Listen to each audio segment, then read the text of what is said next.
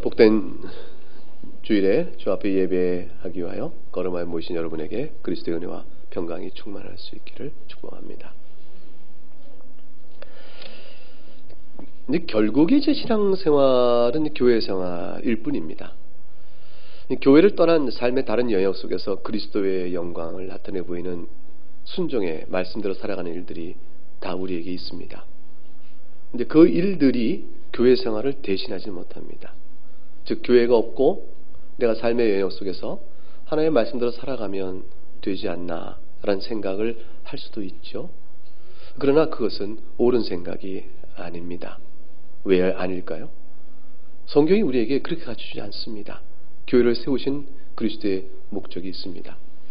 복음이 전해지고 난 뒤에 바로 세워지는 것은 교회였습니다. 구약도 교회를 통해서 구약의 형식에 따른 교회가 있었고, 그리고 예수님께서 승천하신 이후에 마침내 때가 되매 오순절날 성령이 임하여 사도들에게 능력이 부어지고, 그리고 능력이 부어진 사도들을 위해서 말씀이 전해지고 회개하는 무리들이 나오게 될 때 예루살렘의 것은 곧 교회를 세우시는 시작이었습니다.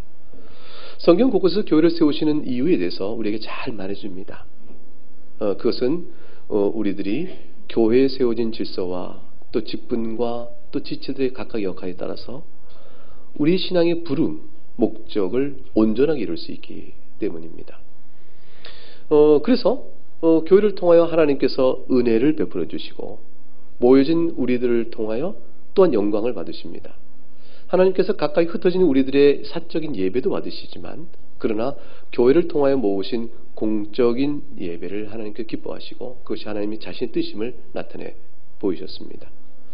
그러므로 우리가 신앙생활을 잘하게 할 교회는 필요하다라는 생각을 하게 될 때 교회는 내 신앙생활을 위한 필요적인 수단이 되어집니다. 그래서 내가 교회에 가서 오히려 내 신앙생활을 잘하는데 방해가 된다라는 개인적 판단이 들 경우는 교회를 안 나가는 게 더 유익하다, 이런 판단을 하며 스스로 교회를 가지 않고 혼자서 개인 경건 생활하고, 그러면서 어느 일정한 세월, 1년이고 2년이고 3년이고 그렇게 세월을 이렇게 보내는 분들도 있습니다. 그런데 그분들은 잘못 생각하고 있는 것이죠. 어느덧 자신이 교회를 출석하지 아니하고 혼자 개인 경건 생활로 오히려 족하다 생각하는 세월의 흐름이 몇 년 되다 보면 어떤 현상이 나타나냐면 임의로 신앙생활을 하게 된 형태가 나타나게 되어지고, 자신이 생각한 바대로 무엇인가가 되어야 한다는 고집과 편견이 발생하게 되어집니다. 그 생각 안에서 그 안에 갇혀지게 되면 세상에는 어느 교회도 다 부정적으로 대상화되어집니다. 결국 무교주의자의 형태가 맞다라는 생각을 하게 되는 것이죠. 교회 정치체제에 대한 반대, 그리고 개인이 임의로 모여 예배하면 된다라는 생각. 근본적으로 교회는 내가 개인이 교회일 뿐 공동체적 성격의 교회 부르심에 대해서는 인정하지 않게 되어집니다. 근데 성경을 읽어보게 되면 교회는 우리의 신앙을 양육하는 하나님의 은혜의 장소요, 또한 하나님 사용하시는 수단인 것은 맞습니다. 그런데 그것이 단순히 우리를 양육하기 위한 수단에 그친 것이 아닙니다. 수단으로도 하나님이 생각하신 필요에 따라 세우신 수단이면 우리는 먼저 겸손히 무엇을 인정해야 되면 교회를 떠나서는 내 신앙이 자랄 수 없기 때문에 하나님이 교회를 주셔서 교회를 통해 내 신앙을 키우시는 거구나, 이걸 인정해야 합니다. 우리가 2000년 동안에 주님 오신 다음에 지금까지 물려받은 신학의 유산들은 다 교회를 통해 주신 것이었습니다. 올바른 신학도 교회를 통해서, 이단적 가르침과 비진리는 교회로부터 이탈함으로써, 그래서 교회의 진리의 파수가 2000년 교회사 속에 어떻게 흘러왔는지를 알고 지금도 교회를 통해서 그걸 보존하며 교회를 통해서 이어져 갑니다. 중요한 것은 진리에 합당하냐 아니냐의 문제인 것이지, 진리에 어긋난 것은 교회 안에서도 개혁이 필요했고 종교개혁은 그래서 일어났던 것입니다. 교회는 진리가 가르쳐지면서, 성경 진리가 가르쳐지면서 우리들의 신앙의 개인적인 여러 가지 복잡하고 또 곁길로 나가는 신앙들을 단속하며 가르쳐 나갑니다. 말씀을 배우나 순종치 못하는 우리의 완악성을 알기 때문에 계속적인 은혜를 주셔서 우리 마음을 부드럽게 하시사 죄를 범할 땐 교회가 다스릴 수 있도록 이렇게 이끌어 가도록 하나님께 교회를 세우신 것입니다. 그렇기 때문에 교회 생활은 곧 신앙 생활이 되어지고, 그렇게 되면 어떤 경우가 되냐면 교회는 우리 신앙을 위한 필요적 장치, 수단일 뿐만 아니라 교회를 떠나서는 신앙생활이 있을 수 없기 때문에 신앙생활 자체가 교회이기도 한 것입니다. 그래서 교회는 어떤 의미에서는 신앙생활의 목적이 되어집니다. 무슨 말이냐면 신앙생활을 교회를 통해서 양육받은 성도들이 그 교회를 어떻게 이루어가냐가 신앙의 열매요 결실이 되어지기도 하는 것입니다. 그래서 내가 그리스도 안에 속하여 교회의 한 지체가 되어지면, 그럼 지체된 내가 그리스도를 섬기며 지체의 원리에 따라 성도, 교회 회원들과 어떤 관계 안에 있느냐에 따라서 그 자체의 환경, 신앙 환경과 부름 자체가 나를 양육하시는 하나님이 주시는 하나의 환경의 부름이기 때문에 그것을 어떻게 감당하냐에 따라서 내 신앙이 커가는 것이요, 따라서 그 커가게 되어지면 그 결실을 그 안에서 또한 보게 되어지는 것입니다. 그래서 교회가 진리와 사랑 가운데 성장하는 것은 개개인의 신앙생활이 지향해야 될 또 하나의 나의 목적이 되기도 합니다. 개개인의 신앙생활과 교회라는 공동체를 향한 신앙생활은 비분리적입니다. 이것이 같습니다.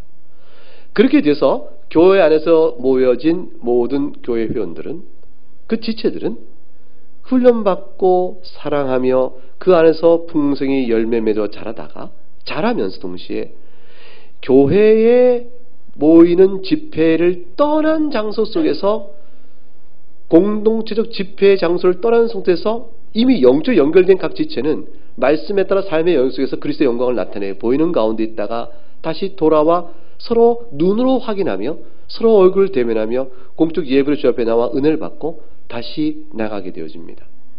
그런 가운데 조직을 갖추게 되고, 그 조직은 질서에 따라 움직임으로 인해서 하나님께서 우리를 통해 주고자 하는 은혜가 충만케 되어지는 것입니다. 그러므로 신앙생활은 무엇입니까? 라고 말하면 어떻게 합니까? 할 때 내용적으로는 회개생활이 신앙생활입니다. 옛사람 벗고 새사람을 입어가는 것, 죄를 죽이고 그리스도의 말씀에 순종하는 의를 이루어가는 것이 신앙생활이 되어집니다. 그 신앙생활 자체 속에 하나님의 자녀의 신분으로 그걸 갖습니다. 근데 이게 하나님의 자녀의 신분으로 가는 그것이 개개의 개별적 적용에 끝나는 것이 아니고 공동체적 관점으로 열어오게 되면 신앙생활은 곧 뭡니까? 라면 교회생활입니다가 되어지는 겁니다. 공동체적 무리됨의 교회생활입니다. 그래서 우리가 성찬을 나눌 때 세례라는 외적인 경계선 안에서 들어온 자들에게 세례를 주게 성찬을 베풉니다. 공동체적 질서 개념이 있는 것이죠. 그러므로 우리가 로마서 11장까지 내용을 듣고 배운 바와 같이 예수 그리스도의 복음으로 말미암아 은혜로 구원받은 자라는 이 영광된 주의를 얻고 하나님께서 우리를 끝까지 붙드신다는 이 아름다운 신앙적인 이 하나님의 은혜를 우리가 깨닫게 된 다음에 이 짧은 나그네 인생길 속에서 어떻게 신앙생활을 감당할까라는 질문 앞에 사도 바울은 12장부터 바로 교회를 얘기하기 시작하는 겁니다. 교회론의 절정은 예배소서에 있지만 로마서 12장은 바로 그분을 끌어옵니다. 고린도전서의 교회도 마찬가지예요. 끌어옵니다. 그래서 교회를 계속 가르칩니다. 목회 서신 전체는, 사도 바울의 전체 서신서의 상당 부분 다 교회를 가르치는 것이에요. 교회가 무엇이냐, 교회 생활은 어떻게 되느냐. 그런데 이 사실을 우리가 잘 이해하지 못합니다. 왜 그러냐면 세상에 대한 생각과 살아온 습관과 버릇 때문에 그렇습니다. 내가 선택한 교회니까 교회는 내 마음에 들어야 되는 것이 되어지죠. 사실 이것은 누구나 선택을 하기 때문에 선택은 자신의 필요적 가치를 만족시키는 것을 대상으로 선택합니다. 그건 맞죠. 그런데 여기에는 이제 영적인, 교회에 관해서 영적 성숙도가 필요합니다. 왜냐하면 교회가 무엇인지를 알면 그런 만큼 교회를 바라보는 눈의 시각이 올바르기 때문에 그 올바른 교회론적 시각에 따라 내가 필요로 하는 교회라는 것이 서로 어우러져요. 문제가 안 됩니다. 그러면 성숙한 교인이 생각하는 교회 선택은 어떻게 될까요? 그것은 내 마음에 쏙 드는 교회, 이렇게 되는 것인데, 그 마음에 쏙 드는 것이 무엇이 되냐면 교회 표지가 선명하게 드러나는 교회일수록 좋겠다라는 생각을 해야 되는 것입니다. 교회를 찾아가는 것이니까 교회 표지라는 것은 다른 것이 아니고 하나님의 말씀이 올바르게 말씀대로 가르쳐주고 있느냐, 이것이고, 그 다음에 성례가 합법적인 교회법적 질서에 따라서 잘 시행이 되고 있느냐. 교회가 부정하고 악한 일이 횡행하고 있는데도 그냥 내두고 있느냐, 아니면 인지되고 드러난 죄를 다스릴 줄 아는 권징이 있느냐, 이런 정도가 교회 표지입니다. 그래서 교회를 바라보면서 이 표지의 선명성과 또 견고함과 건전성을 보면서 그렇다면 좋겠다, 이렇게 해서 교회를 찾아 나서고 그 교회를 선택하는 일은 그런 굉장히 중요한 일이요. 그런 의미에서 교회의 필요를 보고 교회를 선택했다는 것은 건전한 선택이요, 마땅한 일입니다. 근데 이제 이것을 이런 정도의 인식을 갖는 것이 성도들이 처음부터 갖지 못합니다. 그게 되게 이제 어린 신앙에 있거나 또는 어려서부터 배워왔던 사람들은 괜찮은데 어려서부터 교회가 있었지만 교회가 안 가르쳤거나 그저 교회는 예수 믿으면 교회 가는 거야? 라는 단순 사실 외에는 더 이상 교회론에 대한 심각한 이해가 없거나 진지한 검토가 없거나 배운 바가 없거나 그러면 교회는 내 필요 따라 그냥 와서 예배하고 가는 것 이상의 의미가 없게 되어지죠. 이렇게 되어지거나 아니면 아예 교회론적 지식이 세상에서 오래 있다가 나중에 이제 예수 믿게 돼서 본래 없으면 교회를 보는 눈은 세상의 어느 단체를 보는 눈과 똑같은 시각으로 보게 되어집니다. 어느 학교 갈까? 어느 직장 찾을까? 무슨 일을 할까? 취미생활 하더라도 어느 친목단체 좋은가? 이런 내 필요와 나를 만족시키는 수단으로서 교회가 보여지게 되어집니다. 그런데 하나님의 뜻에 충실한 교회냐를 보고 따라오는 교회적 선택과 그런 의미에서 내 필요가 있는 것과 그저 그런 것을 잘 모른 채 내 육적이고 내 필요에 따라서 어떤 선택을 해나가며 그것이 맞는 교회가 어디냐 선택하는 것은 하늘과 땅 차이가 이루어지는 것이죠. 여기에서 중요한 차이가 이어지게 됩니다. 만일 내가 필요한 대로 교회를 선택했으면 하나님 뜻과 관계없이 그러면 교회는 이미 곧 싫어집니다. 내 마음에 드는 일만 다 있는 것이 아니니까 하나님 뜻에 합당한 대로 교회를 선택하게 되면 그럼 그 안에 있는 부딪힘이라는 것은 내가 겪어야 될 내가 주신 삶의 신앙적 환경인 것이지 그것은 나에게 피하거나 아니야 라고 말할 이유가 아닌 것을 알게 되어집니다. 성도는 항상 교회 표지에 따라 교회를 바라보고 살펴보고 그 안에서 지체로 공동체에 있다는 의식을 버리지 말아야 합니다. 그래서 교회 표지 안에서 주어진 형태가 온전히 드러나도록 되어지면서 그 가운데 지체로 내가 있으며 함께 자라간다라는 사실을 인식해야 하는 것입니다. 그래서 사도 바울의 오늘의 본문 말씀이 그 교회의 공동체적 성격에 따라서 교회를 어떻게 이해할 것이며 또 무엇을 바라고 살아야 할 것이냐 이것을 우리에게 아주 쉽게 권면합니다. 말씀은 참 쉬운데 듣고 순종하기 어렵습니다. 이게 말씀은 명확한데 이해를 못할 일이 아닌데 그 듣고 순종하기 어렵습니다. 왜냐하면 우리 마음이 부드럽지 않기 때문입니다. 말씀을 보겠습니다. 3절 말씀은 두 가지를 우리에게 교훈합니다. 그리고 4절과 5절은 3절의 이유를 설명해 줍니다. 왜 3절인가? 왜냐하면 그게 4절 5절입니다. 3절은 이제 먼저 왜냐하면 뒤에 이해를 놔두고 먼저 시합니다. 3절은 두 가지 명령을 하죠. 첫 번째 뭐죠? 3절에 마땅히 생각할 그 이상의 생각을 품지 말라. 그게 첫 번째 명령입니다. 두 번째 명령은 뭡니까? 오직 하나님께서 각 사람이 나눠진 믿음의 분량대로 지혜롭게 생각하라. 이렇게 말씀합니다. 그러니까 이 두 명령을 주시는 것은 5절 우리가 많은 사람이 그리스도 안에서 한 몸이 되어 서로 지체가 되었으니 그러면 어떻게 해야 합니까? 그 신앙 실천의 원리를 잘 생각해서 한 몸에 많은 지체가 있다는 것이 어떻게 돼야 되는가 생각해 보면 그러면 5절 많은 사람이 그리스도 한 몸이 되었으니 교회가 어떻게 해야 되는지 알겠죠?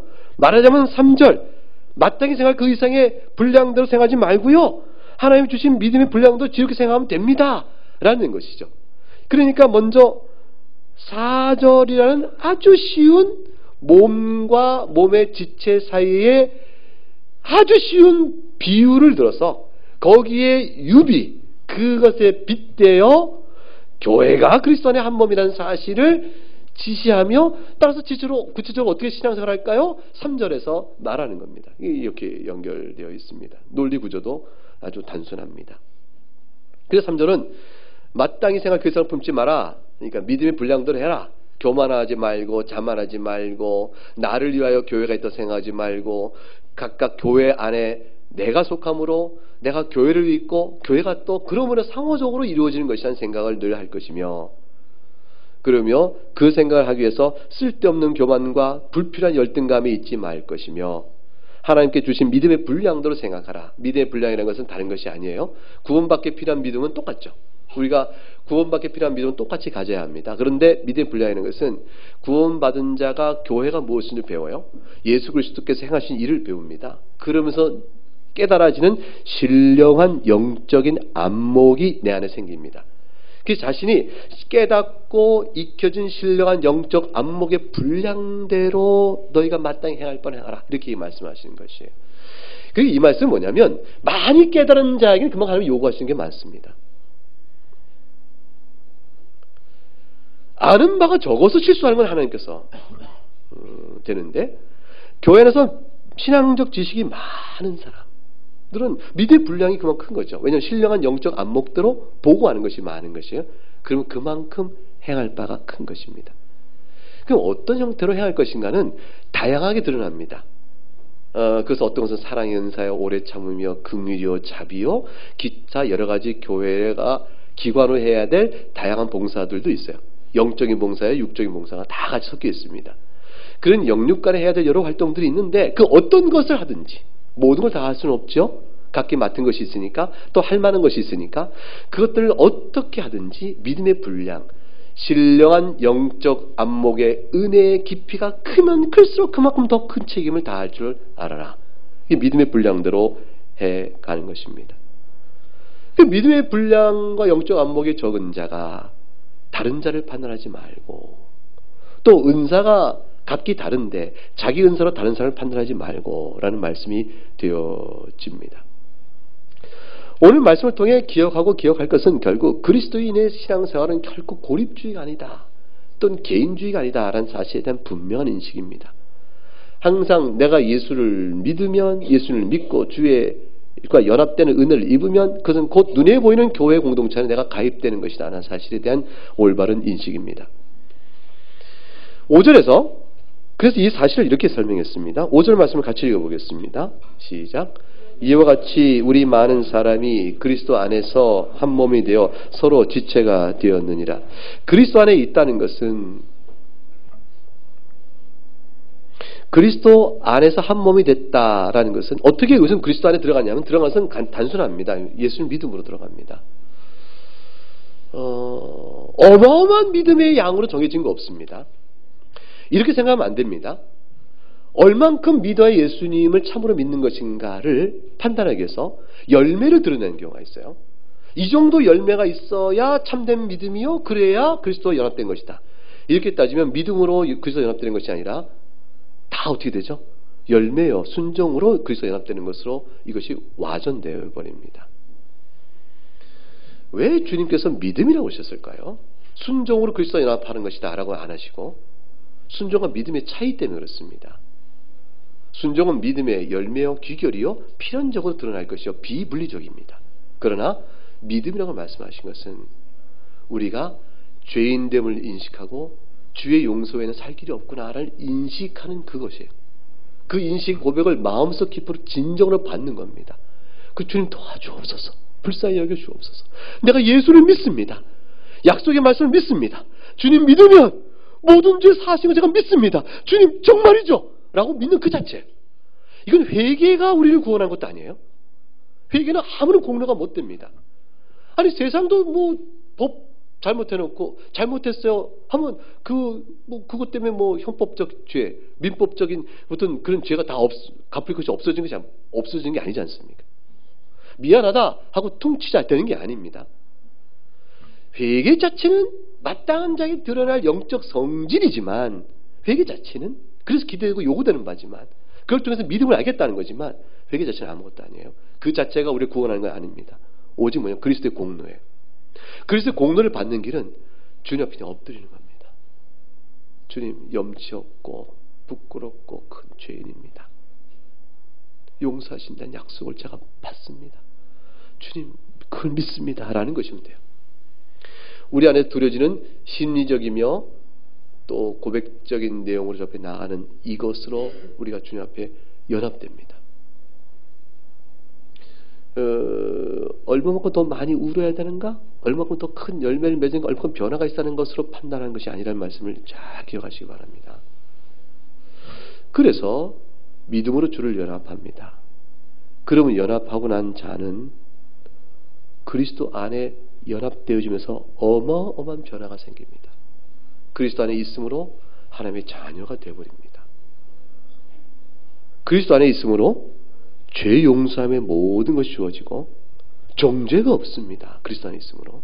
그리스도 안에 있음으로 해서 새로운 피조물이요 영원한 생명을 얻고 하나님 나라를 유업으로 받습니다. 이 어마어마한 일들이 그리스도 안에 있음을 그대로 주어집니다. 왜냐하면 주님께서 하나님께서 그리스도를 사랑하시듯이 또한 우리를 그리스도 안에 있는 우리를 사랑하시기 때문입니다. 그 사랑은 조금도 인색함이 없고 넉넉하게 좋게 주십니다. 그리고 그리스도 안에 믿음으로 연합된 자는 지극한 행복을 누리는 것이에요. 이 지극한 행복을 누리는 그리스도에 연합된 자는 믿음으로 연합된다고 그랬는데 믿음으로 연합된 자가 그렇게 연합된지를 어떻게 알아요? 무엇으로 보고 알겠습니까? 미련한 우리들에게 주님께서 보이기를 원하셨습니다. 그래서 이 땅에 교회를 주신 것입니다. 교회는 크게 이제 두 가지 성격으로 우리가 이해를 하죠. 눈에 보이지 않는 교회가 있다라고 말합니다. 이 눈에 보이지 않는 교회는 분명히 있으나 우리에게는 신학적 인식이나 어떤 개념으로만 접근할 수밖에 없습니다. 그것은 뭐냐면 하나님께서 보시는 교회예요. 우리 눈에는 보이지 않으나 하나님 보고 계시는 교회. 그게 뭐가 있냐면 하나님께서 작정하셔서 선택하신 자들의 모든 자들의 모임입니다. 하나님이 그리스도 안에서, 그것도 그리스도 안에서요. 그리스도 안에서 선택하신 모든 자들의 구성 모임, 그 공동체, 그 공동체는 우리 눈은 도무지 볼 수가 없습니다. 그래서 하나님께서는 자신이 작정하신 것이요 자신의 선택에 따른 것이므로 자신의 의지에 따른 모든 것은 하나님이 다 보십니다. 하나님의 의지로 되어지는 모든 일도 하나님이 다 보시는 것이에요. 하나님의 의지 바깥에 있는 일은 이 세상 속에 있지는 않습니다. 창조부터 섭리의 모든 일들은 하나님이 그렇게 작정하셨으면 일어난 일이기 때문에 따라서 하나님이 모든 걸 다 아십니다. 아신다는 건 보신다는 뜻이죠. 그래서 하나님이 모든 걸 다 아신다? 하나님이 작정하셨기 때문에 아시는 것이에요. 그래서 의지가 먼저입니다. 하나님이 우리를 선택하셨기 때문에 하나님은 우리를 다 아십니다. 그러나 우리 눈에는 안 보여요. 그 교회가. 그런데 그런 우리들에게 보이도록 하신 것이 있는데 각 시대마다 시간 속에 펼쳐놓으셨어요. 각 공간 속에 펼쳐놓으셨어요. 공간과 시간 속에 흩어져 놓으신 하나님의 택한 백성들의 교회의 모습들이 있습니다. 모이는 거죠. 그 모이는 것들은 이렇게 지금 나그네 교회가 모이듯 이렇게 눈에 보이게 이렇게 모입니다. 장소도 있고요. 또 교족부의 이름도 있고요. 서로 얼굴 대하고 만져볼 수가 있습니다. 이렇게 모입니다. 이렇게 모이는 교회를 형성하는데 이 모이는 교회가 지교회라고 그럽니다. 왜냐하면 한 지역의 시간과 공간의 제한 속에 모여지니까. 그럼 이는 이유가 저희뿐 아니라 세계 곳곳에 역사 속에 항상 있었기 때문에 그런 교회를 통틀어 다 묶는 전체의 보편적 묶으면 보이는 보편적 교회가 됩니다. 보이는 보편적 교회 안에 우리가 있는 거예요. 왜냐하면 하나님께서는 역사를 쫙 펼쳐가시면서 시대시마다 교회를 세우기로 하셨고 세우는 교회 전체가 하나님 보이지 않는 교회의 실현이기 때문에 보편적으로 존재하는 전체 보이는 교회는 하나님은 보고 계신 것이죠. 하나님 그걸 보고 계십니다. 우리는 그것도 못 봅니다. 보편적 보이는 교회 전체를 못 봅니다. 우리가 볼 수 있는 것은 눈에 보이는 지교회를 보이는 교회로 봅니다. 그러므로 예수 그리스도의 몸이라 하는 것은 보이지 않는 교회입니까? 아니면 보이는 교회로서 치교회입니까? 이렇게 물어볼 때 대답은 뭐냐면 둘 다라 그 말하는 것입니다. 에베소서 1장 20절과 23절 말씀 어간에 이렇게 기록되어 있습니다. 에베소서 1장 20절과 23절에 그의 능력이 그리스도 안에서 역사하사 죽은 자들 가운데서 다시 살리시고 하늘에서 자기의 오른편에 앉히사 모든 통치와 권세와 능력과 주권과 이 세상뿐 아니라 오는 세상에 일컫는 모든 이름에 뛰어나게 하시고 주님께서 모든 역사에 가장 뛰어난 이름을 가지세요. 만물을 그 발을 복종케 하시고 그 다음에 만물 위에 교회의 머리를 세우셨다. 삼으셨다. 그래서 예수님께서 예수 그리스도로서 우리의 중보자로서 그분이 교회의 머리가 되십니다. 그럼 교회는 그의 몸이니 그랬습니다. 이것은 결국 그리스도 안에 만물을 충만케 하신 충만함의 역사 속에서 모든 믿는 택한 자를 불러 모으시는 하나님의 교회의 머리로서 예수님을 가리키시니까 결국 보이지 않는 교회를 가리킵니다. 근데 이런 보이지 않는 교회의 그리스도의 몸이 고린도전서 12장 27절 고린도전서 12장 27절에 가게 되면 너희는 그리스도의 몸이요 또한 그의 지체니라라고 말하므로 지교를 향해서 사도 바울이 바로 이야기를 합니다. 따라서 그리스도의 몸은 원리적으로 보이지 않는 교회의 색한 모든 백성이 그리스도의 몸이고 그것이 역사 속에 가시로 실현되는 과정 속에서 지교회 자체 하나하나가 다 그리스도의 몸입니다. 물론 이 지교회는 믿음으로 고백하고 들어옵니다. 신앙 고백으로 주님께 연합되니까 신앙 고백이 진실한 자는 그리스도의 몸임에 틀림없습니다. 왜냐하면 신앙 고백이 진실한 자는 하나님이 택함 받은 백성이기 때문에 그렇습니다. 그런데 거짓된 신앙으로 들어온 자들이 있을 수 있죠. 또는 일시적으로 믿는다고 했는데 나중에 보니까 아닌 사람이 있을 수 있습니다. 이런 사람들이 보이는 교회에 속해 있죠. 그런 사람들도 그리스도의 몸이냐? 이렇게 물어볼 때 엄밀한 의미에서는 그리스도의 몸이 아닙니다. 그러나 보이지 않는 교회를 지상 속에서 실현하실 때, 이 땅에 실현하실 때 보이는 교회를 통해 드러내심으로 보이는 교회 자체를 그리스도의 몸이라 일컫기를 성경은 주저하지 않습니다. 나중에 그렇지 않은 자들은 가려내실 것이지만 그런 여전히 그리스도의 몸인 겁니다. 그러므로 잘못된 자들이요 그리스도의 원래 속한 자가 아닌 자가 섞여 있다 해서 교회가 그리스도의 몸이 아닌 것은 아닙니다. 이와 같이 되어지니 이 교회를 세상의 어떤 단체나 모임이나 공동체와 비교할 수 있겠습니까? 세상의 모든 단체가 여러 가지가 있죠. 우선 직장이 있습니다. 직장 귀하잖아요. 그런 직장은 교회와 비할 것이 못 됩니다. 세워진 기반과 원리가 다릅니다. 이 세상 속에서 친목단체, 재밌죠? 친목단체 교회는 성격이 다릅니다. 가족하고도 다릅니다. 육체의 혈을 묶인 가족하고도 교회는 다릅니다. 학교도 교회하고는 다릅니다. 자, 그러면 세상도 각각이 목적이 있고 목적한 바에 따라 기능이 목적을 이루기에 기능이 잘 될 때 그것이 잘 된다 얘기합니다. 기업은 수익을 내야 되겠죠. 물론 올바른 방식으로 수익을 내야 되겠지만 학교는 공부를 가지고 학생의 인격을 또 생활의 습관들을 가르쳐 나가겠죠. 그리고 안 가르치면 학교가 제2부를 못하는 거겠죠. 친목단체에 갔는데 친목을 해치는 단체다. 그러면 그 누가 친목단체 나가겠습니까? 나름대로 역할과 기능이 있습니다. 교회는 무엇을 구하며 무엇을 얻고자 하며 하나님께서 이것을 통하여 무엇을 주십니까? 그것에 뚜렷한 인식이 있어야만 교회가 반드시 쓰고 교회 생활을 바르게 할 것이며 회원으로서의 자기 책임을 할 수 있겠죠. 이것들을 배워나가면서 교회는 분명합니다. 아까 말씀드린 것처럼 교회의 3대 표지가 있는데 이 표지 가운데서 설교와 성례를 통해서 또 권총을 통해서 하나님 은혜를 베푸시고 기도를 통해서 또한 은혜를 받아 누리게 하십니다. 이것을 통해서 하나님 주시는 은혜는 개인 성도 하나 한 사람 한 사람을 다 바꿔나가시는 거예요. 그리고 자라나가게 하시는 겁니다. 은혜 가운데 자라라. 영적인 신령한 젖을 먹는 데 멈추지 않고 신령한 단단한 식물을 먹는 데까지 자라게 하여 어떤 시험과 시련 가운데도 굳건히 있으며 진리를 회방하는 어떤 것에도 진리를 파수할 수 있는 자로 성장케 함으로 교회를 파수하게 합니다. 교회를 보호하게 하는 것입니다. 이런 일을 위하여 교회가 이제 구성되어지고 이해할 때에 세상에 어떤 것도 소중한 것이 교회가인 줄 알게 되어집니다. 가족은 소중하지만 혈연으로만 되어 있고 신앙을 같이 못 가진 가족은 이 땅 사는 동안에 묶여진 일뿐입니다.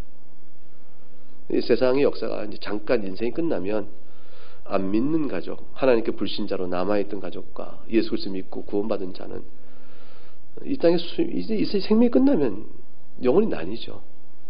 근데 우리는 그리스도 안에 있는 자는 영원토록 이어집니다. 그리스도 안에서 한 몸을 이루어 교회가 되어서 형제와 자매가 된 이 지체가 된 이 관계가 하나님 보시기에 영원한 것이에요. 얼마나 소중한 건지 알 수가 없습니다. 그러므로 이런 인식이 나한테 있느냐, 교회를 바라볼 때 이런 인식이 있냐는 것은 내가 지체들에 대한 마음이 어떻지? 이걸 바라보면 합니다. 내가 지체들을 향해 교회 회원을 보면서 어떤 마음으로 대하고 있지? 낯서네? 에이, 뭐 상관할 거 뭐 있나? 참 싫어. 또는 미워. 이런 마음이 내 안에 있나? 무관심과 미움, 싫음, 불편함 이런 것이 있나? 아니면 반대로 사랑과 위로와 관심 이것이 있나? 이것으로 이제 자기를 돌아보면서 교회에 대한 이해를 살펴보면 됩니다. 이것은 절대로 자연스럽게 이루어지지 않습니다. 그냥 가만히 있어도 되는 것이 아니라 영적인 은혜를 통해서 이루어집니다. 그리스도에 연합되어서 내가 구원을 받는 것은 그리스도와 연합되는 걸 그치지 않고 나보다 먼저 그리스도와 연합된 자들 가운데 내가 섞인다는 의미거든요. 그래서 그리스도와 연합이라는 관계는 상호적 관계에 대한 것으로 확 밀려와요. 같이 엮여지고 있습니다.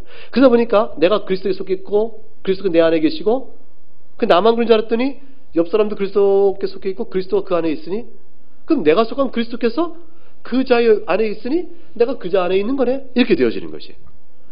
서로 안에 있게 되어집니다. 서로 안에 있던 것은 몸을 갖고 있는 우리가 어떻게 서로 안에 들어가겠습니까? 영적인 교통함이 그만큼 긴밀하게 묶여 있는 겁니다. 요철 관계처럼 묶여져 있는 것이에요.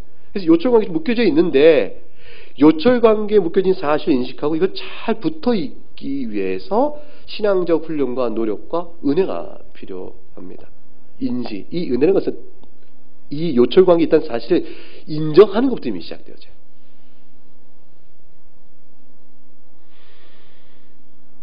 우리나라에 이제 궁궐을 늘 그리는 사람이 있다고 그래요. 굉장히 이제 그렇죠.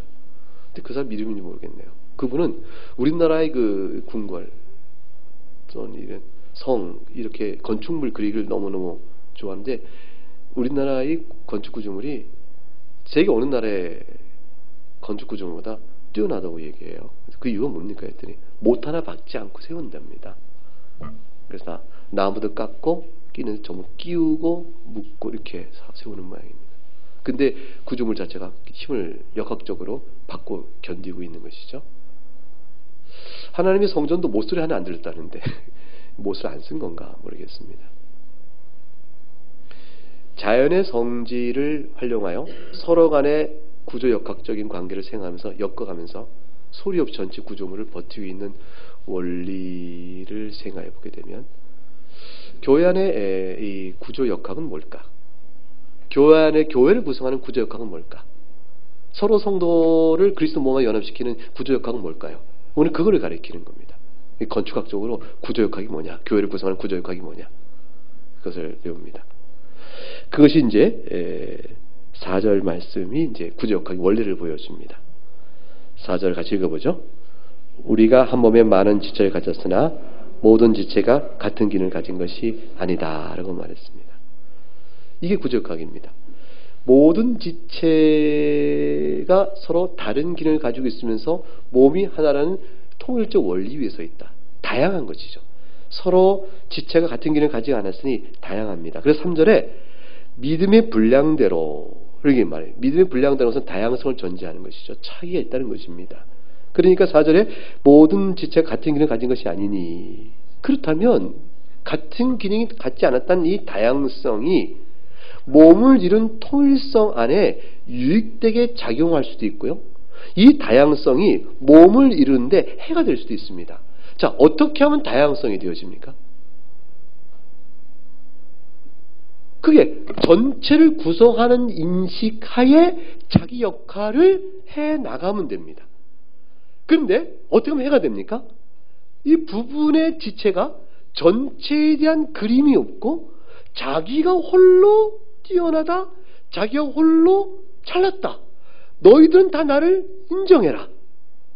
나를 위하여 너희들은 있다. 라는 생각으로 나가게 되면 이건 해가 됩니다. 그 다양성은 이내고 전체를 무너뜨리는 역할밖에 하지 않게 되어집니다.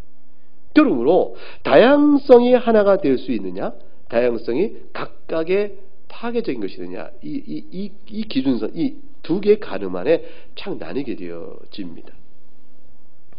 몸이 여러 지체로 구성되어 있고 몸은 하나 지체가 다양하다라는 말씀을 주고 있는 것은 몸을 생각하라. 이 다양한 것이 몸을 파괴하느냐 몸을 세우느냐.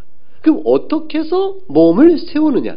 그것은 다양한 지체들이 각기 제 기능을 겸손하게 하는 것이라. 이 겸손한 것은 이제 인격적인 부여인데 자기 역할을 그냥 하고 있기 때문이 아닌가. 그래서 여기서 인격성을 부여하면 뭐가 됩니까? 서로 나 잘났다, 내가 최고다 하는 이가 없다라는 것이 되어지는 것이죠. 고린도전서 12장에 가게 되면 사도 바울이 이 사실을 이렇게 재미나게 표현했습니다. 고린도전서 12장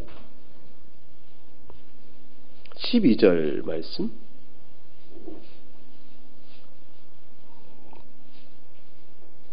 (12절부터) 보겠습니다. 몸은 하나인데 많은 지체가 있고 몸의 지체가 많으나 한 몸같이 그리스도 그러하니라. 우리가 유대인이나 헬라이나 종이나 자유나 다 한 성령으로 세례받아 한 몸이 되었고 다 한 성령을 마시게 하셨느니라. 몸은 한 지체뿐 아니요 여럿이니. 구성원의 다양성을 얘기하고 있습니다. 만일 발이 이르되 이건 정말 우리 어린아이들 설교 때도 이미 다 아는 것입니다. 나는 손이 아니니 몸에 붙지 않았다 할지라도 몸에 붙지 아니한 것이 아니요. 귀가 이르되 나는 눈이 아니니 몸에 붙지 않았다 할지라도 이로써 몸에 붙지 아니한 것이 아니니.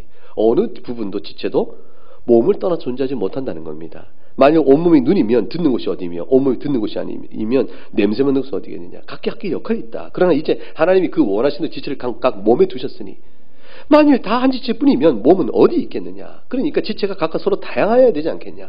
20절. 그래서 이제 지체는 많으나 즉 다양하지만 몸은 하나인 것이고 몸은 하나를 위한 지체가 다양하게 있는 것이라. 21절. 그러므로 이러면 안 된다 하고 조심하라는 것이죠. 눈이 손도로 내가 너를 쓸데없다 하거나 또 머리가 발도로 내가 너를 쓸데없다 하지 못하리라. 그뿐 아니라 더 약하게 보이는 몸의 지체가 오히려 요긴하게 되고 우리가 볼 때는 몸에 덜 귀 여기는 그것들이 사실은 그것들을 더욱 귀한 걸로 입혀주며 우리의 아름답지 못한 지체는 더욱 아름다운 것을 얻느니라. 그런즉 우리의 아름다운 지체는 그럴 필요가 없느니라. 오직 하나님 몸을 고르게 하사 부족한 지체 규정을 더하시고 몸 가운데 분쟁이 없고 오직 여러 지체가 서로 같이 돌보게 하셨으니 이것이 바로 지체 원리니라 가르친 것이죠. 이게 지체 원리입니다. 26절 20절 같이 읽어봅니다. 시작. 만일 한 지체가 고통을 받으면 모든 지체가 함께 고통을 받고 한 지체가 영광을 얻으면 모든 지체가 함께 즐거워하느니라. 너희는 그리스도의 몸이요 지체 각 부분이라. 이 원리가 어렵습니까? 하나도 어렵지 않거든요. 너무나 쉽거든요. 너무나 마땅합니다. 그런데 우리 마음이 이것을 못 받습니다. 못 받고 힘들어할 때가 있는 겁니다. 이렇게 읽을 때는 맞아. 지금 순하게 받았는데 어떤 사건을 경험하면 또 힘들어지는 것이에요. 왜 그렇죠? 우리가 다 자라나는 과정이 있기 때문에 그렇습니다. 우리가 다 부족해서 그렇습니다. 옛사람의 흔적이 남아있어 그렇습니다. 우리가 만일 온전하고 완성된 사람이라면 이 말씀대로 다 이루며 살겠죠.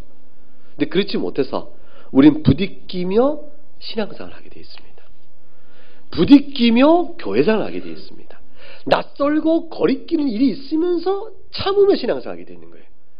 그 교회생활이 아무렇지도 않게 편하게만 해. 딱 내 스타일이야. 이렇게 되는 사람은 없어요. 모든 사람들이 딱 좋아. 이럴 수가 없습니다. 설거지 같이 하는데 옆에 사람 설거지하는 게 걸려요. 왜 습관이 저렇지? 왜 하면서 설거지하는 왜 코스를 자꾸 내나? 이게 제가 집에서 듣는 얘기입니다. 제가 집에서 가끔 뭐 집안일 뭐 조금 뭐 한다고 옆에서 같이 하는데 집사람이 저에게 쳐다봐요. 왜? 그랬더니 뭐해요? 왜 숨쉬지? 왜 끙끙대요? 아니 내가 왜? 아니 좀 코가 그래서 듣기 싫어. 그거 좀 하지 말아봐요. 숨을 크게 쉬어버려. 숨 쉬는 걸 연습시켜요. 알아요. 알아. 숨 쉬는 것까지 그러네. 근데 하다 보면 나도 모르는데 이게 나와요. 왜 그런지 모르겠어요. 한번 이렇게 소리 나와요. 그래서 제가 한번 신경을 쓰기 시작했습니다. 안 해보려고. 이게 소리 나는 거지. 그래서 제가 이제 설교하다가 제가 이게 혀를 차는 일이 생겼더니 안 하던 습관이 생겼다. 그래서 제가 내가 그런가 생각해 봅니다. 그게 걸리는 거죠. 물을 너무 많이 쓴다 싶고 뭐 이럴 수도 있고 비누를 펑펑 쓰니 조금만 쓰면 되는데 눈에 걸리는 게 한두 가지가 아니죠. 여러분 우리는 다 교회 생활 속에서 그 간단한 얘기를 쉽게 얘기를 들었습니다. 이건 심각한 얘기가 아닙니다. 이런 걸 못 참는 교회는 없을 겁니다. 뭐 그런 거 못 참겠어 우리가? 그런데 마음에 걸리는 일들이 교회 생활하면 생기는 겁니다. 진리 일도 아니고 사랑으로 믿음의 분량대로 덮어야 할 일들이 생기게 됩니다. 시험이 오는 겁니다. 여러분 믿음의 분량대로 받은 은혜를 생각해 보세요. 감당할 만한 시험거리들이 있습니다. 이겨나가셔야 되죠. 그런 것으로 하라 말씀하는 겁니다. 교회 생활은 부딪히지 않는 사람 아무도 없다. 그 얘기죠. 그러니까 부딪히는 교회가 부딪히는 게 노출되고 드러나면 뭐가 됩니까? 싸움과 다툼이 되는 겁니다. 그러면 뭐가 됩니까? 망하는 거죠. 뛰쳐나가 심장이 몸 밖으로 나가면 같이 죽죠. 사도 우리 칼빈 선생님이 이제 이 본문의 주석서에서 이렇게 설명했어요. 한번 읽어볼 때 들어보세요. 동일한 몸의 지체들이 이 성경 말씀에 다름없어요. 그대로 조금 말을 바꿔 쓰신 건데 그래도 한번 들어보십시다. 동일한 몸의 지체들이 각각 자신의 기능을 가지고 있다. 그 기능들이 다 다르다. 어떤 지체도 모든 기능을 다 가지고 있다 말할 수 없고 다른 지체들의 기능은 내 것이다 주장하지 못한다. 그런 몸은 없다. 이와 마찬가지로 하나님께서는 우리에게 다양한 은사를 각각 주셨다. 이 각각 다른 은사들을 따라서 우리가 어떻게 해서 세울 것인가 질서가 있고 질서의 원리 따라 움직이는 것이다. 각 사람은 자신의 주어진 능력의 분량 따라 행하는 것이고 다른 사람이 주는 고유한 은사에 속한 일을 뛰어들어서 간섭하지 않고 모든 일을 자기가 다 알고 아는 것처럼 해서도 안 되고 오직 자신의 분수에 만족하고 다른 사람의 은사를 찬탈하거나 판단하거나 정죄하지 말아라. 그랬습니다. 그러니까 이제 우리가 볼 때는요, 남들이 하는 일은 다 부족해 보입니다. 이건 맞는 얘기인가요? 아닌가요? 남들이 하는 일은 다 뛰어나게 보이나요? 그러기도 하네요. 어떻게 저렇게까지 할까? 존경스럽다. 이런 일도 참 많이 있네요. 이렇게 마음을 먹는 건 좋은 일 같습니다. 근데 만약에 단사하는 일이 좀 시원찮아 보이면 어떻습니까? 그러니 뭔가를 말하고 싶고 판단하고 싶고 간섭하고 싶고 그렇습니다. 근데 그 지체가 그것을 못 받아요.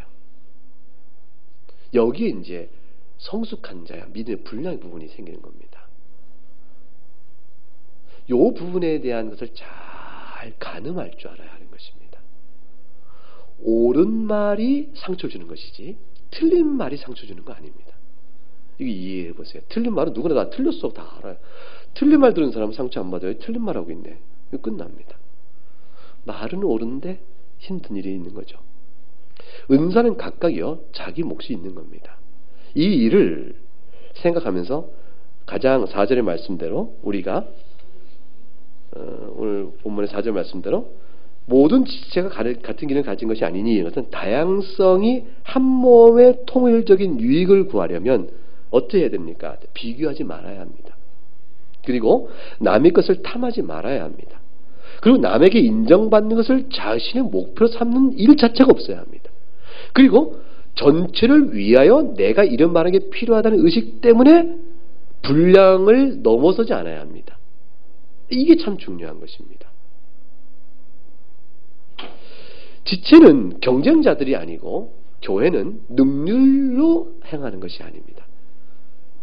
몸의 전체 지체가 있을 때 능률이란 측면에서 몸의 기능을 위하여 다른 지체가 다른 지체를 말할 수 없거든요. 그래서 하나님께 각 맡기신 때와 은사의 분량이 있다고 생각하시면 됩니다. 여러분 나그네교회 목사의 설교는 도무지 한 30%, 40%, 50%가 부족해 라는 것 때문에 저에 대해서 계속적인 여러분이 판단을 하면요 여러분 말씀을 통한 은혜를 못 받아요. 제가 이 얘기는 좀 이상하죠. 자기를 정당화하고 무슨 다 이렇게 말하는 것 같죠. 수많은 설교자들의 설교를 들을 때 각각에 대해서 예배드리는 저는 항상 기억할 게 있습니다. 저분을 통해 주신 말씀이 뭔가 그거 하나를 찾는 것뿐입니다. 그러면 다양한 설교자를 통해서 다양한 은혜를 내게 주신 밥을 받아나갈 수 있는 길이 생깁니다. 오늘 제가 설교하는 태도와 내용 안에서 여러분이 본문에서는 여러분 묵상이 더 깊을 수가 있습니다. 제가 모르거나 또 표현하지 않거나 드러내야 되는 설교의 내용 속에 담지 못했던 내용에 여러분의 신학적 이해나 성경 이해가 있을 수 있습니다. 그래서 그것이 있다 보니까 목사님 그 말은 안 하나? 이 말도 해야 하는데 라는 생각으로 여러분의 생각이 갇혀 있으면 예배하며 주의 말씀을 받는 여러분의 하나님의 음성을 못 들어요.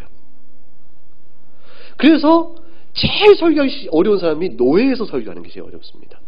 목사님들은 다 오늘 본문을 어떻게 다루나.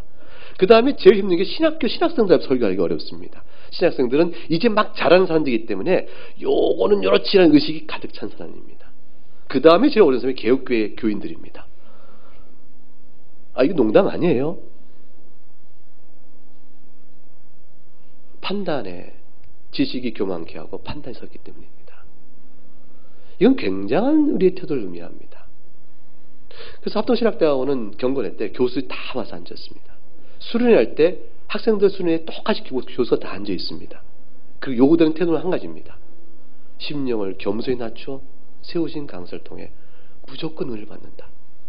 그거 아니면 교수들이 그 자리에 앉아있는 것 자체가 오히려 해가 됩니다. 이런 태도는 뭐냐면 설교자를 향한 태도가 그렇듯이 여러분 서로 보는 은사도 마찬가지입니다. 누구도 온전한 사람이 없거든요. 우리는 다 자라가는 과정의 사람들입니다.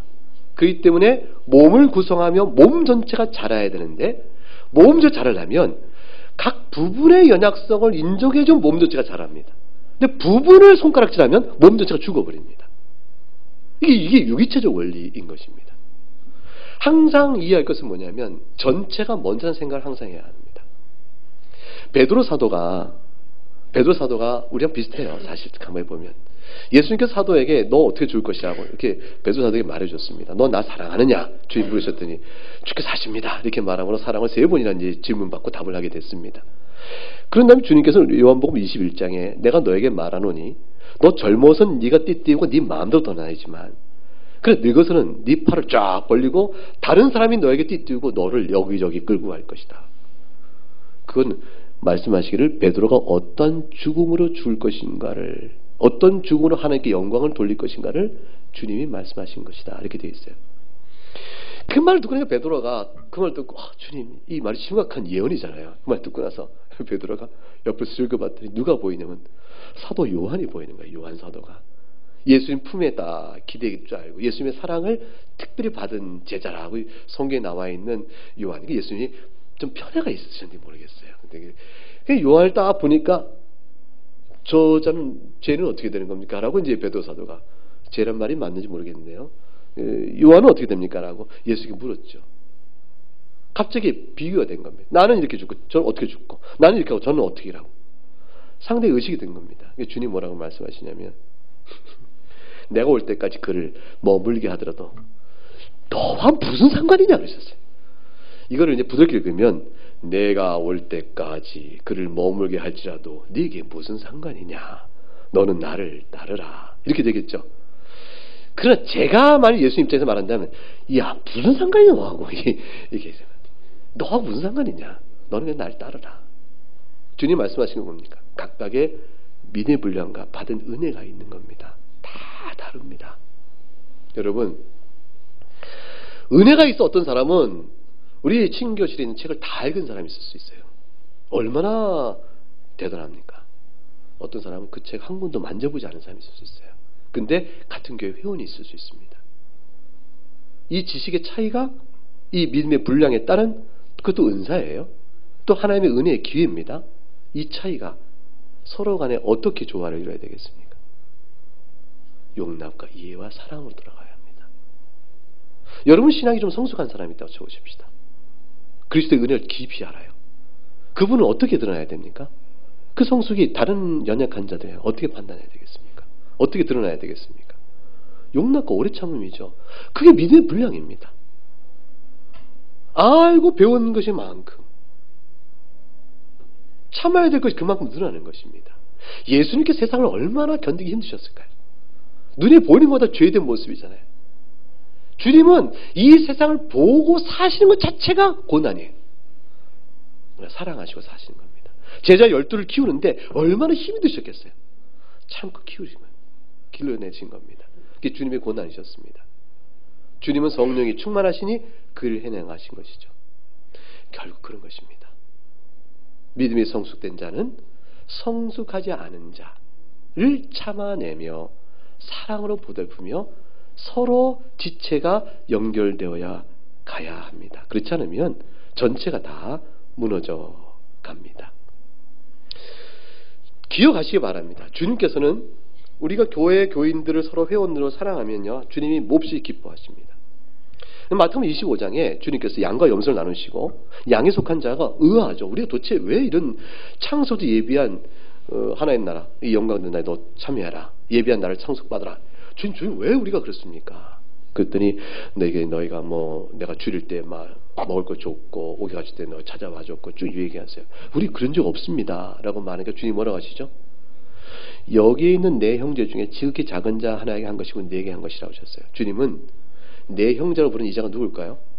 그리스도의 몸된 형제, 그리고 몸에 속한 지체들이죠. 그 지체가 멀리 있지 않고 교회 안에 있습니다. 교회 바깥에 있는 세상에 있는 사람들에게 이웃을 사랑하는 범위에 대한 명령의 순종은 대상을 확장해 나갑니다. 그래서 기독교는 나라를 위해서 기도해야 돼요. 이게 내 이웃이니까. 넓은 의미의 이웃이에요. 세계 전체 누구라도 사랑해야 합니다. 저 아프리카에 기아 있는 사람들에게 조금 얼마라도 보내야 합니다. 돈을 한 5천원도 보내고 이 보내는 일을 하는 겁니다. 왜냐하면 그것도 넓은 의미의 이웃이니까. 근데 가장 가까운 이웃은 교회 안에 있는 것이에요. 주님이 그 교회 회원들에게 참고 사랑한 것, 지극히 작은 자는 가장 신앙이 연약한 자일 수 있어요. 가장 신앙이 미숙한 자일 수 있어요. 근데 주님이 사랑한 자란 말이에요. 가장 신앙 지식이 부족한 자일 수 있어요. 엉뚱한 소리를 해요. 그래도 참는 거예요. 성격이 별나요. 근데 예수 믿는다고 막 붙어 있어요. 참는 거예요. 이런 자들 향해서 참고 사랑으로 대하는 것 자체, 그 지극히 작은 자겠죠. 누가 알아주지 않는 자. 주님 같은 자라 얘기하세요. 지극히 작은 자는 무시해도 상관없는 자, 나한테 해가 안 오는 자, 그런 자를 선대하며 사랑하면 주님께서 나를 사랑한 것이라고 말씀합니다. 이 교회론적 의미가 굉장히 중요한 겁니다. 마태복음 25장 양과 염소의 비유는요, 그저 말씀에 대한 개인적 순종 같지만 주님이 보시는 말씀의 적용법을 보게 되면 교회론적 확장이 있어요. 신앙생활에는 교회생활입니다. 교회생활, 신앙생활은 분리적인 것이 아닙니다. 말씀의 뜻이 어려운 것이 아니라 이 말씀을 받아 순종하는 우리 심령이 부드럽지 않아서 말씀이 어려울 따름입니다. 그래서 기도하는 것이죠. 그리고 우리의 연약성을 보는 것이죠. 그리고 주님 앞에 성화의 은총을 입기 위해서 하나님 저 자신의 힘으로 안 됩니다. 기도하는 것이죠. 우리 가운데 온전한 사람은 아무도 없으니, 그러니 말씀을 듣고 성령 앞에 엎드려 기도의 능력으로 사랑을 학습해가며 사는 것입니다. 진리의 말씀을 들었은즉 사랑을 학습해 나가도 이끄시는 것이에요. 그걸 가르쳐 신학적으로 성화 그렇게 말하는 것입니다. 가족들, 부모와 자식 관계 생각해 보세요. 믿는 부모가 믿는 자식을 기르는데, 그런데 이 안에서 냉랭하고 다툼과 싸움이 벌어져요. 문제가 있는 부자가 아니잖아요. 내가 자식 앞에 온전한 부모인가? 자식은 나를 사랑하나? 부부간의 문제는 마찬가지죠. 다 믿는 부부인데, 같은 시부모 며느리인데 왜 이렇지? 시자 붙은 거는 믿음도 소용없어. 이게 세상이 하는 얘기인데 과연 그런가? 왜 그렇지? 고민할 문제가 되는 것이죠. 이게 가족 안의 적용이요, 교회 안의 적용이요, 교회에서 훈련받아 이 부분이 확장되어 나가야 합니다. 점점점 부드러워져야 합니다. 그리고 따뜻해져야 합니다.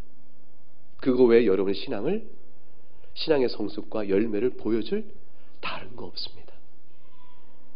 진짜예요, 여러분. 여러분의 오래 참음과 온유함과 부드러움과 따뜻함과 용납, 그것은 뭘 부정이냐면 자기를 부정하는 것이거든요. 그게 뭐냐면 나를 위해 있어야 돼, 나를 인정해야 돼, 내 말이 맞아, 이 사실 점점 내려놓는 거거든요. 설령 내 말이 진리건 옳다지라도 상대의 부족을 어떻게 메꿔줄고 생각하고 말하는 것이거든요. 상대의 각각을 존중해 주는 것입니다. 말 표현 하나, 그 다음에 태도 하나 존중해 주는 데에서 그것이 나타납니다. 이거는 굉장한 훈련이 필요합니다. 교회가 그 훈련의 장소가 되어지고, 그래서 교회는 그 자체가 우리의 열매요 목적이기도 합니다. 교회가 그리스도 안에서 각각 연합됐다는 말은 이미 갈라디아서 2장 20절 말씀대로 우리 안에 세워진 삶의 원리, 생활의 동기, 흐름의 중심이 내가 사는 것이 아니라 내 안에 계신 그리스도께서 사시는 것이라는 고백 때문에 그 일이 이루어진다는 사실을 기억하며 여러분 신앙을 돌아볼 수 있기를 바랍니다. 갈라디아서 2장 20절 말씀 제가 한번 읽어볼게요. 내가 그리스도와 함께 십자가를 못 박겠다. 여러분 각각 십자가 못 박힌 겁니다. 그런데 이제 내가 산 것이 아니라 오직 내 안에 그리스도가 사신 것이라. 내 안에 그리스도가 사신 모습이 드러나는 것을 열매라 합니다. 이제 내가 육체 가운데 사는 것은 나를 사랑하사 나를 위하여 자기 자신을 버리신 하나님의 아들을 믿는 믿음을 사는 것이니 하나님 우리를 하나님의 자녀로 살펴보십니다. 그러므로 이 믿음으로 교회를 바라보면 오늘의 내 신앙생활, 교회생활을 어떻게 할 것인가가 분명하게 드러나게 되는 것입니다. 교인은 참 이상합니다. 교회를 떠나면 존재 가치가 사라져버립니다. 그러나 교회 안에서 자기 각자의 몫을 다하면 자기도 살고 교회도 살고 영광된 약속의 지위를 얻게 되어집니다. 여러분의 교회 이해와 신앙 이해가 오늘 말씀에 따라서 돌아보면서 수정도 있고 적용도 있고 더욱더 복된 은혜도로 나갈 수 있기를 주의 이름으로 축복합니다. 함께 찬송하겠습니다.